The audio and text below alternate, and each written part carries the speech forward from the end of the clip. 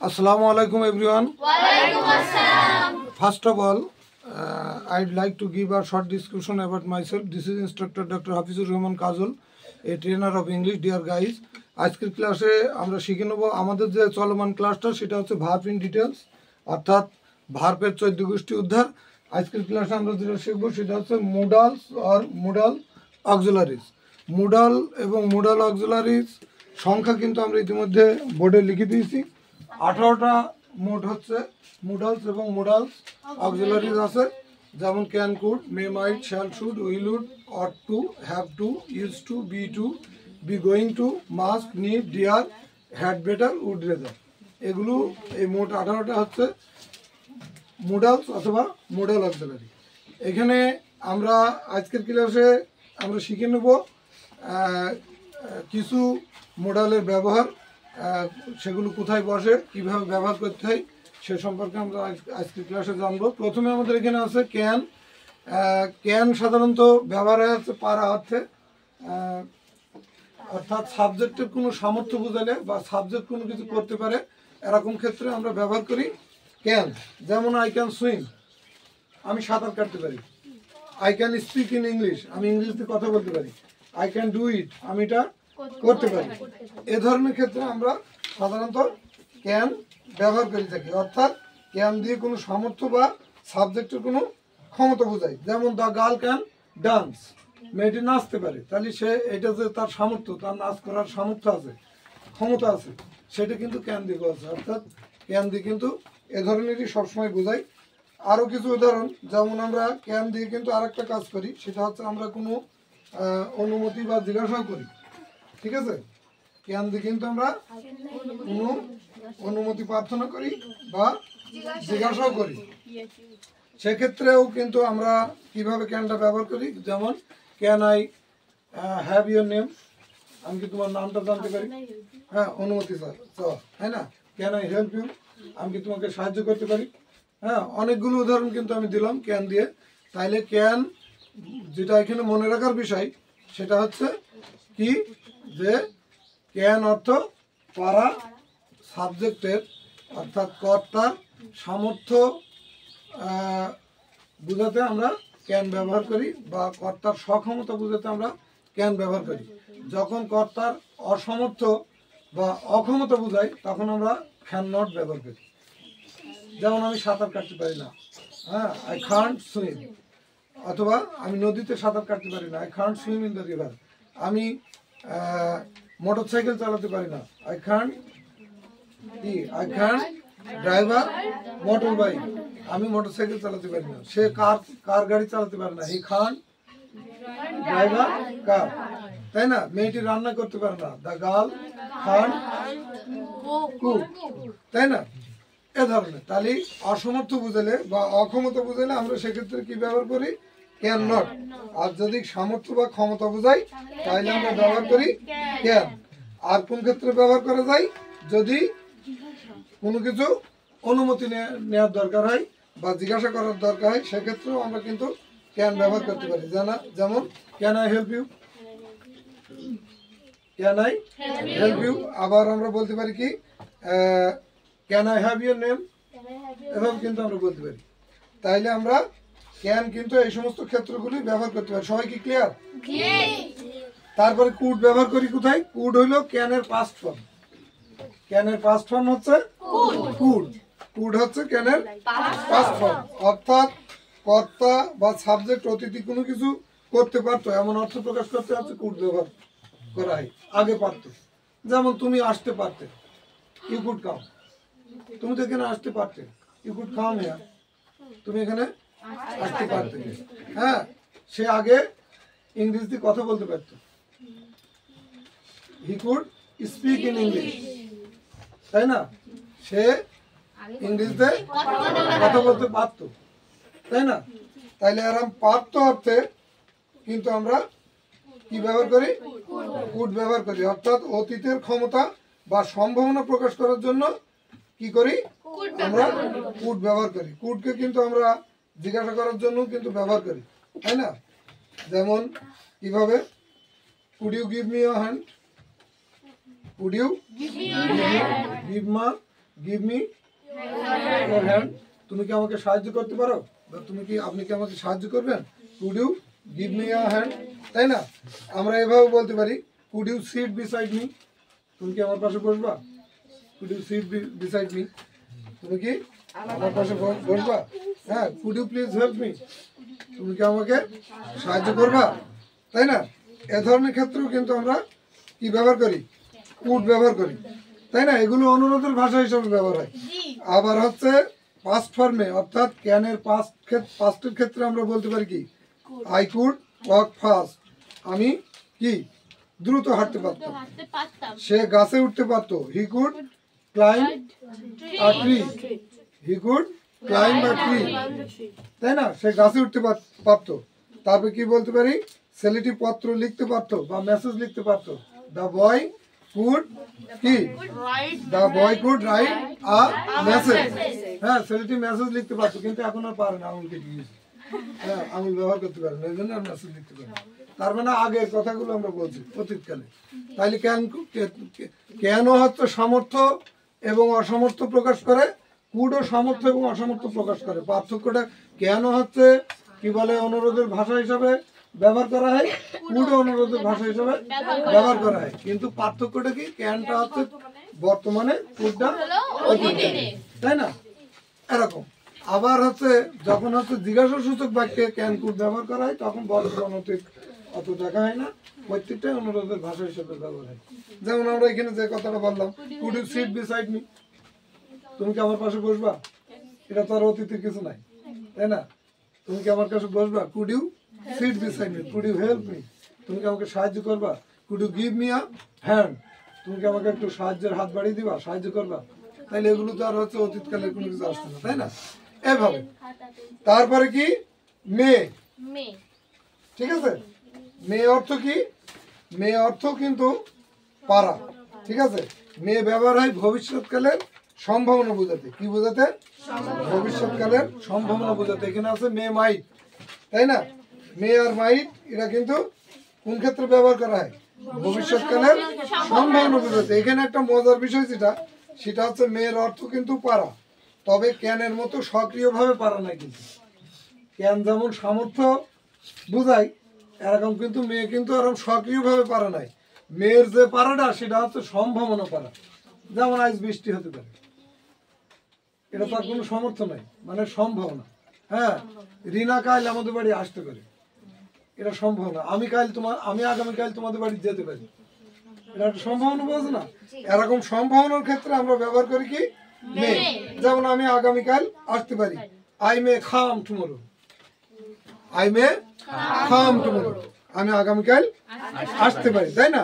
আজ বৃষ্টি হতে পারে, আকাশ মেঘাচ্ছন্ন, আজ বৃষ্টি হতে পারে। দ্য স্কাই ইজ ক্লাউডি, আকাশ মেঘাচ্ছন্ন। ইট মে রেইন টুডে, ইট মে রেইন টুডে, আজ বৃষ্টি হতে পারে, আকাশে মেঘ নাই, তাইলে আমরা কি বৃষ্টি হওয়ার সম্ভাবনা আছে, তাইলে আজ বৃষ্টি হতে পারে, আমরা কিন্তু এরকম বলতে পারি, তাই না? তারপরে আমরা এই যে মেয়েটা আমরা ব্যবহার করছি, এই মেয়ের দ্বারা যে সম্ভাবনা প্রকাশ করে, সেই সম্ভাবনাটা কতটুকু? 50%।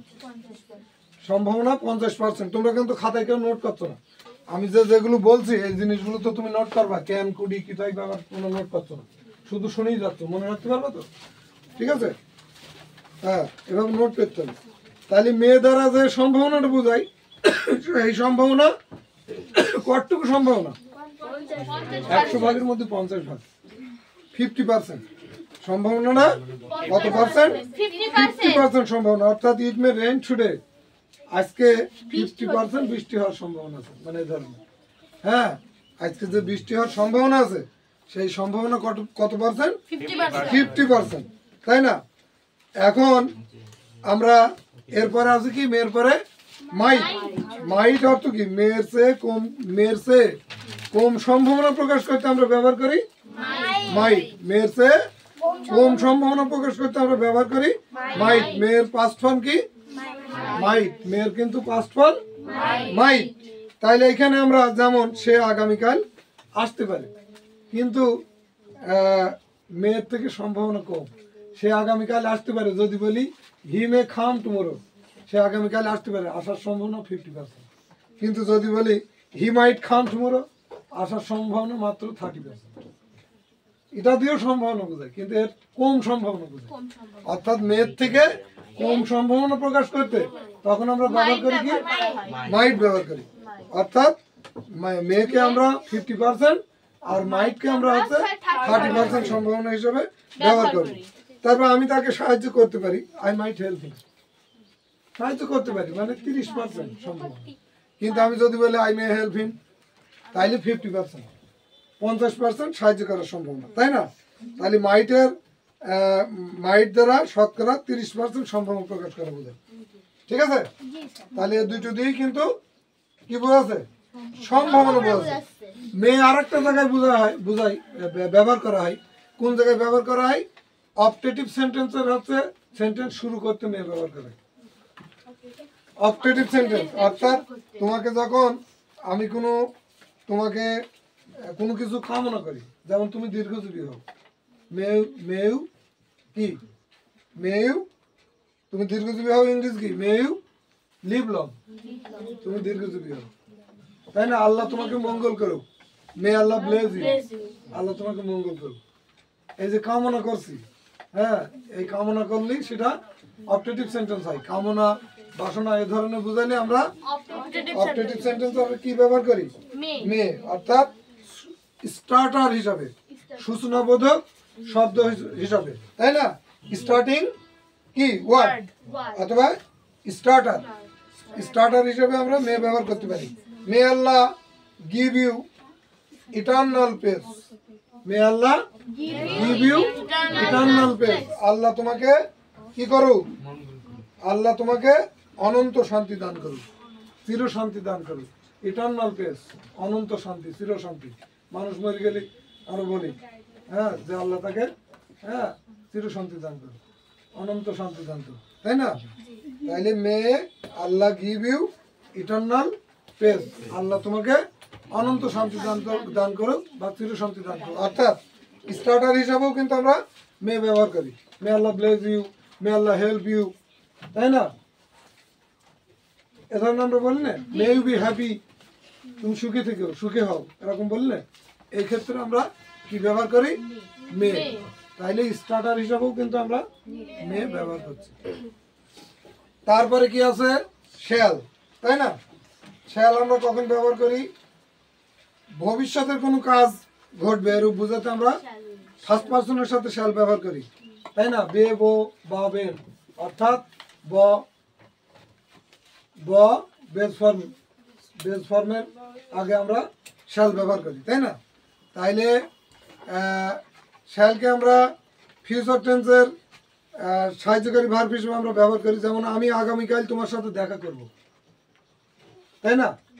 I shall meet you tomorrow, I shall meet you tomorrow, আমরা সেখানে যাব, উই শ্যাল গো দেয়ার, আমরা সেখানে যাব। এরকম ক্ষেত্রে কিন্তু আমরা শ্যাল ব্যবহার করি, তাই না? এখানে আই শ্যাল হেল্প ইউ, আমি তোমাকে সাহায্য করব, I shall attend a meeting, আমরা একটা সবাই উপস্থিত থাকব, এ ধরনের ক্ষেত্রে, তাই না? তাহলে এখানে এখন কিন্তু বর্তমানে রিটেন ইংলিশই শ্যাল আর ব্যবহার হয় না তেমন একটা, সব জায়গায় উইল ব্যবহার হয়। ওই জন্য আমরা সেন্স অফ টেন্স শিখেছি বা উইল বেস, শ্যালটা ওখানে আমরা রাখিনি। হ্যাঁ, ঠিক আছে, এটা খুব গুরুত্বপূর্ণ একটা বিষয়। হ্যাঁ, যে কোনো পার্সনের পর কি বলে, শ্যাল উইলি শর্ট ফর্ম যখন ব্যবহার হয় তখন কিন্তু ডবল এল হয় যে কোনো পার্সনের সাথে। আই শ্যাল যখন তুমি শর্ট ফর্ম ব্যবহার করলো, শ্যালের short form double L, double L দিয়ে বাম পাশে কি একটা ঊর্ধ্বকমা, এই ধরনের এরকম দিয়ে এরকম লিখি আমরা, এটা দিয়ে শ্যালও বোঝাই, বুঝতে পারছো? এটা দিয়ে শ্যালও বোঝাই, উইলও বোঝাই। তাইলে শ্যালের বিষয়গুলো আমি আরেকবার বলি। যেমন আমি চ্যালেঞ্জের মুখোমুখি হব, এক্ষেত্রে আমরা এখানে বলতে পারি কি, আই উইল, না কি বলে, আমি তোমাকে সাহায্য করব, তাই না? এটা হতে পারে, তাই না? তারপরে আর কি উদাহরণ দিলাম, আমি তোমাকে সাহায্য করব, আই শ্যাল হেল্প ইউ, তাই না? আমরা বৈঠকে উপস্থিত হব, we shall attend a meeting, আমরা একটা বৈঠকে উপস্থিত হব। তারপরে আমরা কি উদাহরণ দিলাম, আমি আগামীকাল তোমার সাথে দেখা করব, I shall meet you tomorrow. তারপরে কি আমরা সেখানে যাব, উই শ্যাল গো দেয়ার। এ ধরনের ক্ষেত্রে আমরা শ্যাল ব্যবহার করি।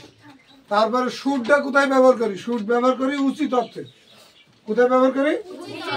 উচিত অর্থে ব্যবহার করি। শুড ব্যবহার করি উচিত অর্থে। যেমন we should love our country, আমাদের কি উচিত? আমাদের দেশকে ভালোবাসা উচিত, তাই না? কর্তার কোনো কিছু করা উচিত, এরকম অর্থে আমরা শুড ব্যবহার করি, তাই না? কর্তার যে কাজটা করা উচিত সেক্ষেত্রে আমরা সাবজেক্টের পরে কি ব্যবহার করি? শুড ব্যবহার করি, তাই না?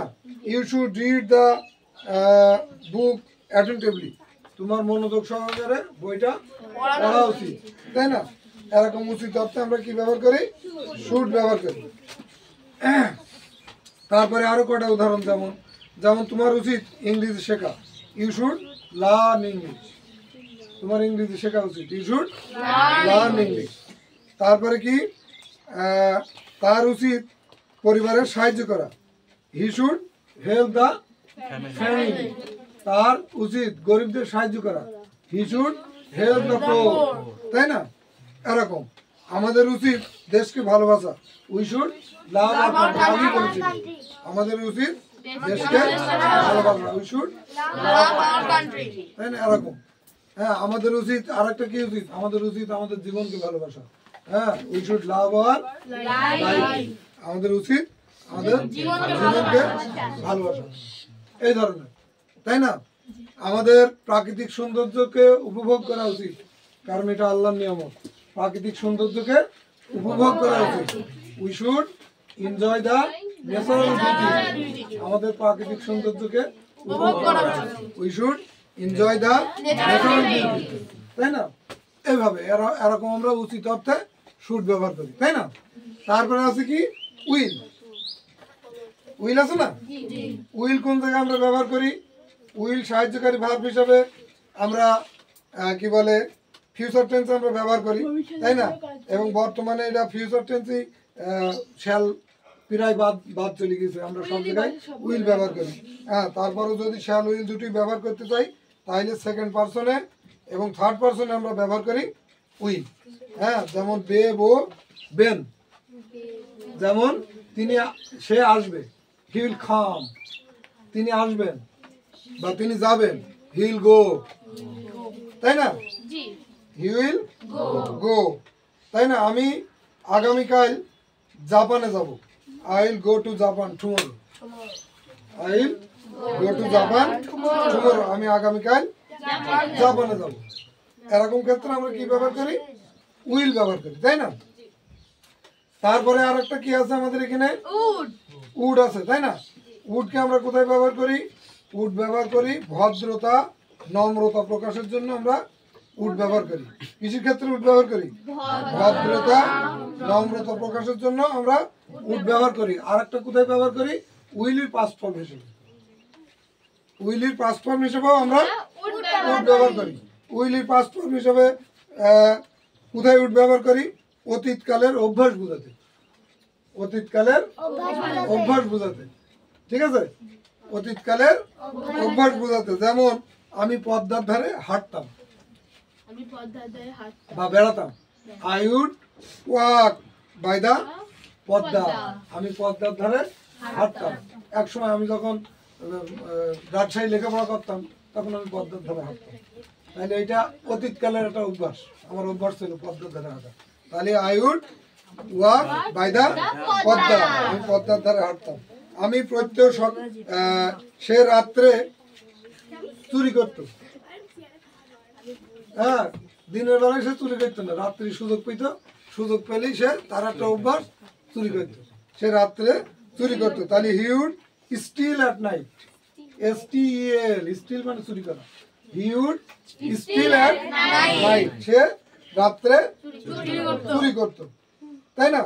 এরকম ক্ষেত্রে কিন্তু আমরা কি ব্যবহার করি, উড ব্যবহার করি। অর্থাৎ অতীতকালের অভ্যাসের ক্ষেত্রে আমরা ব্যবহার করি উড। আর কোথায় ব্যবহার করি, ভদ্রতা দেখাতে আমরা কি ব্যবহার করি, যেমন আমরা আমতা আমতা করি বলি আমি কিছু বলতে চাই, আমি কিছু বলতে চাই, I would like to say something, I would like to say something, আমি কিছু বলতে চাই, তাই না?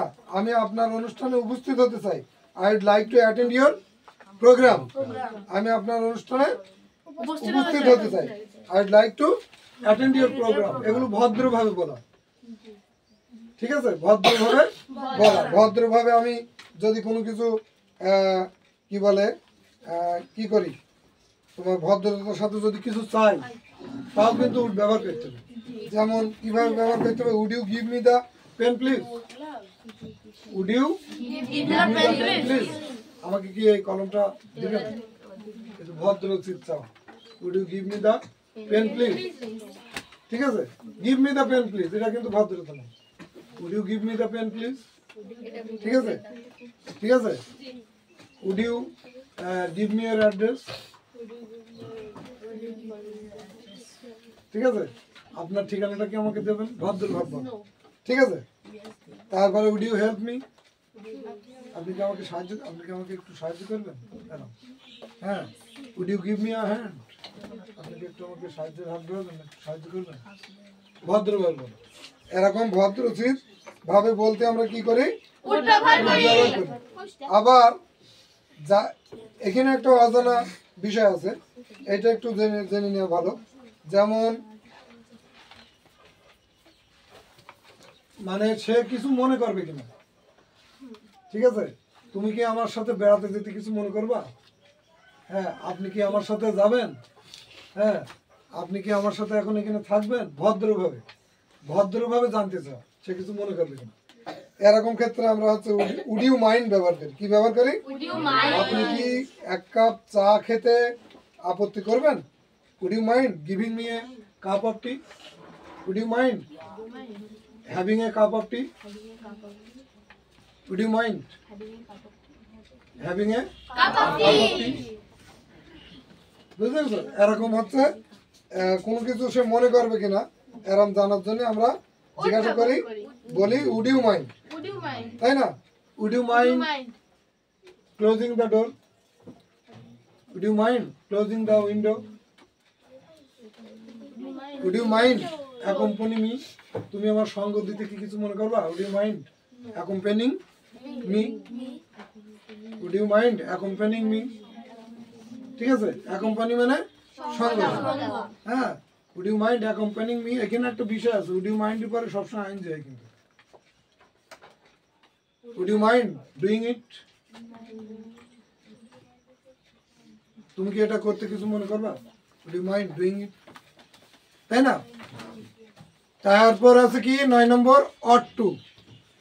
অট টু মানেও উচিত, এটা ওই শুডির মতো ব্যবহার হয়, শুড কথাটা বললাম না, ওই শুডির মতো ব্যবহার হয় অট টু, ঠিক আছে?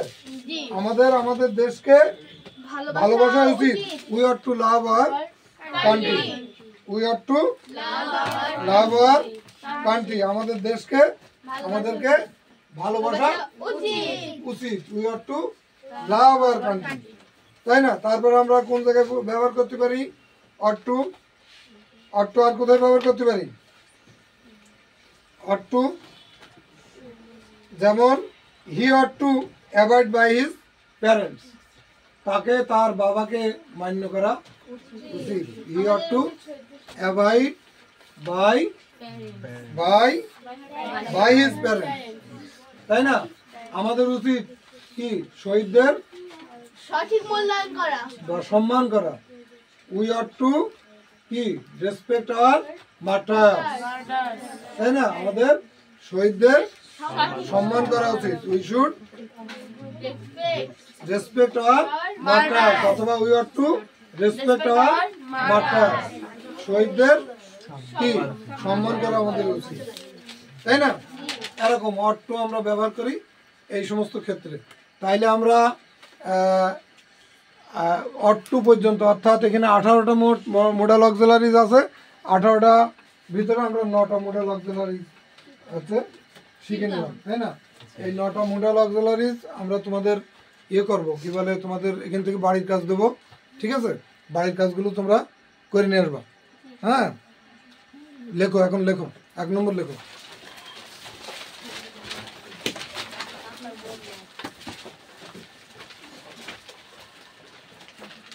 লেখো, হোমওয়ার্কগুলো লেখো একা, ট্রাই ইউর সেলফ, তোমরা নিজে নিজে চেষ্টা করবে এগুলো, ঠিক আছে? লেখো, 1 নম্বর লেখো। হ্যাঁ, ঠিক আছে, আমি বাংলা দেবো, তোমার ইংরেজি করতে হবে, আমি উল্টো পাল্টা ওলট পালট করে দেবো, ঠিক আছে? ঠিক আছে, আমি আগামীকাল চিড়িয়াখানা যাব। আমি আগামীকাল চিড়িয়াখানা যেতে পারি, লিখেছ? আমি আগামীকাল চিড়িয়াখানা যেতে পারি।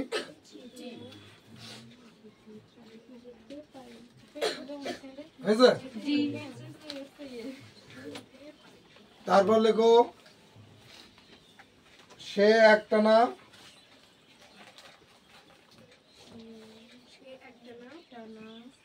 2 কিলোমিটার দৌড়াতে পারে।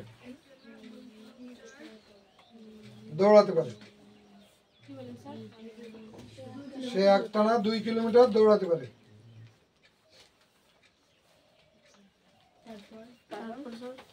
হয়েছে?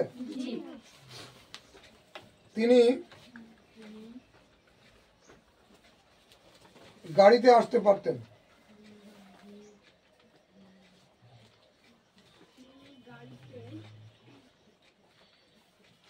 তিনি গাড়িতে আসতে পারতেন, ঠিক আছে? পরের মাসে আমি তোমাদের বাড়ি যেতে পারি।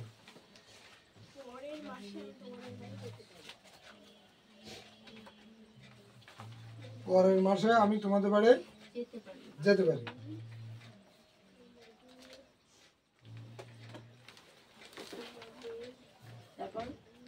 হয়েছে? তারপরে লিখবা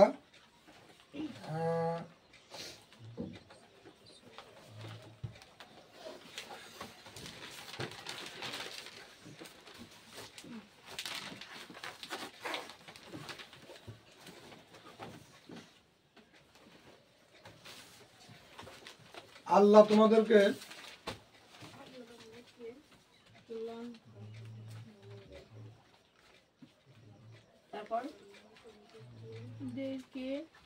আল্লাহ তোমাদেরকে কি মঙ্গল করুক।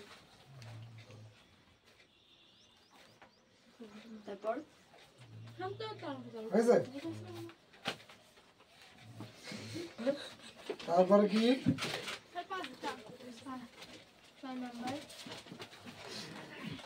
6 নম্বর 6 নম্বর লেখো,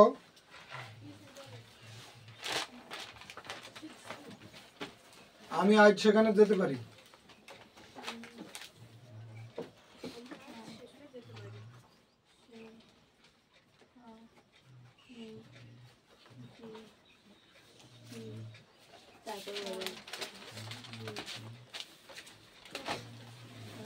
হয়েছে? আমি আগামীকাল বইটি কিনবো।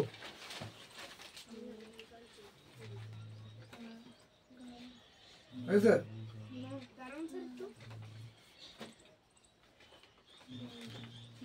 তোমার সেখানে যাওয়া উচিত।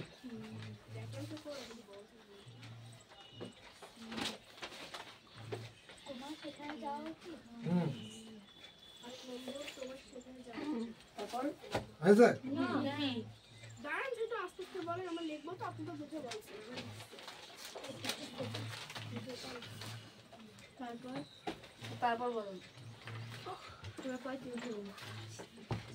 হয়েছে?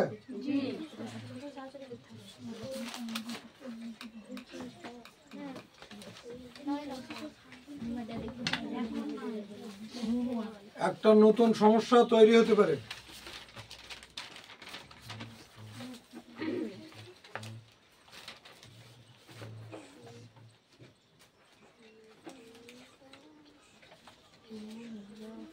তারপর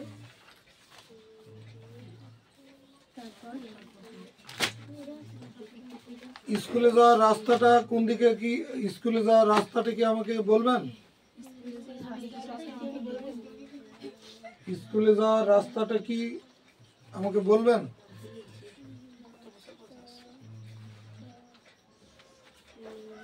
তারপর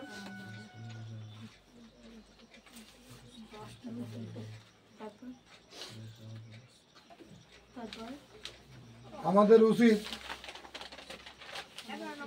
তাদেরকে ডাকা, আমাদের উচিত তাদেরকে ডাকা।